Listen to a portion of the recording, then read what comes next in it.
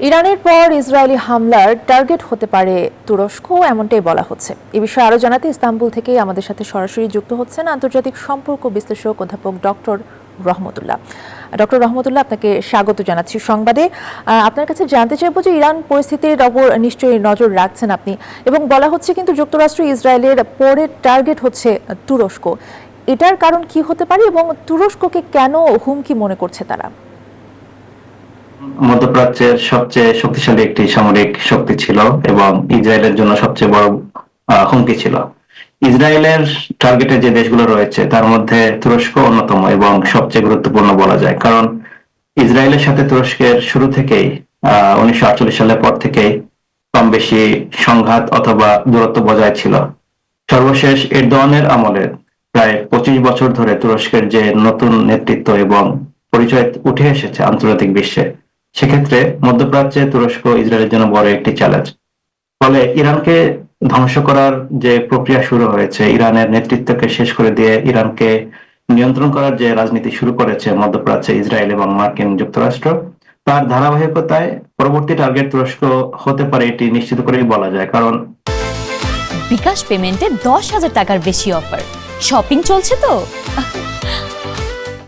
তুরস্কের সাথে ইরানের সীমানা রয়েছে, তুরস্কের সাথে ইরাকের সিরিয়ার সীমান্ত রয়েছে এবং সম্প্রতি সিরিয়ায় যে রাজনৈতিক পরিবর্তন হয়েছে, নতুন সরকার যেটি গঠিত হয়েছে সেটিও তুরস্কের প্রভাবের একটি সরকার। সিরিয়ার বিভিন্ন অঞ্চলে ইসরায়েলের সামরিক অভিযান অব্যাহত রয়েছে, ফলে যে কোনো মুহূর্তেই তুরস্কের সাথে সিরিয়ার মধ্য অঞ্চলগুলো থেকে সিরিয়াকে কেন্দ্র করে যে কোনো রাজনৈতিক সংকট তৈরি হতে পারে। আর ইরানের পরবর্তী যদি ইরান খুব সাম্প্রতিক সময়ে রাজনৈতিকভাবে পরাস্ত হয়ে যায়, তাহলে পরবর্তীতে তুরস্কের সাথে এই মধ্যপ্রাচ্যে ইসরায়েলের সংঘাত শুরু হবে, এটি বলা আসলেই সম্ভব।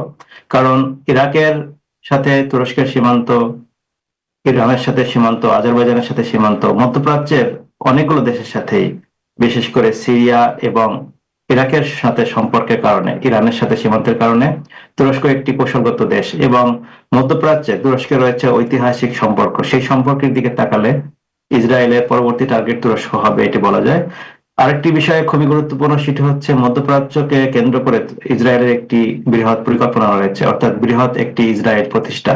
এবং সেই টার্গেটে যখন ইসরায়েল সামনের দিকে অগ্রসর হতে চায়, তখন তুরস্কের একটি অঞ্চল ইসরায়েলের এই পরিকল্পনার অংশ হিসেবে চলে আসে। এবং তুরস্কের যে কুর্দি শাসিত অঞ্চলগুলো রয়েছে, সেগুলো ইসরায়েলের জন্য একটি গুরুত্বপূর্ণ দিক।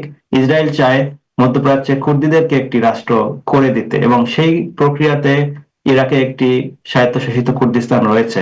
এর ধারাবাহিকতায় তুরস্ক থেকে কিছু অঞ্চলকে সেই কুর্দিস্তানের সাথে সংযুক্ত করে ইসরায়েল চায় মধ্যপ্রাচ্যে কুর্দিদের একটি নতুন দেশ, যে দেশটি ইসরায়েলের একটি বন্ধুরাষ্ট্র হবে, যে দেশটি ইসরায়েলের জন্য একটি অন্যতম শক্তি হিসেবে সামনে আসতে পারে। এবং তুরস্ককে এই কারণে টার্গেট করা হবে, যেহেতু তুরস্কের সামরিক শক্তি বর্তমানে মধ্যপ্রাচ্যে বেশ সাড়া জাগিয়েছে। বিশ্বের বিভিন্ন দেশে তুরস্কের ড্রোন গুলো ভূমিকা রাখছে এবং তুরস্কের নেতৃত্ব আন্তর্জাতিক রাজনীতিতে কূটনৈতিক এবং সামরিক দিক থেকে অনেক বেশি প্রভাবশালী হয়ে উঠছে।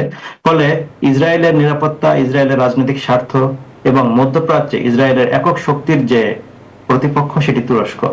ইরান যেখানে একটি বড় বাধা ছিল, ইরানকে যদি কোনোভাবে তারা এবং সেভাবে করেই আসলে পরবর্তীতে তারা টার্গেট করছে তুরস্ককে। আপনাকে অসংখ্য ধন্যবাদ আমাদের সাথে যুক্ত হবার জন্য। আন্তর্জাতিক সম্পর্ক বিশ্লেষক অধ্যাপক ডক্টর রহমতুল্লাহ আমাদের সাথে যুক্ত ছিলেন।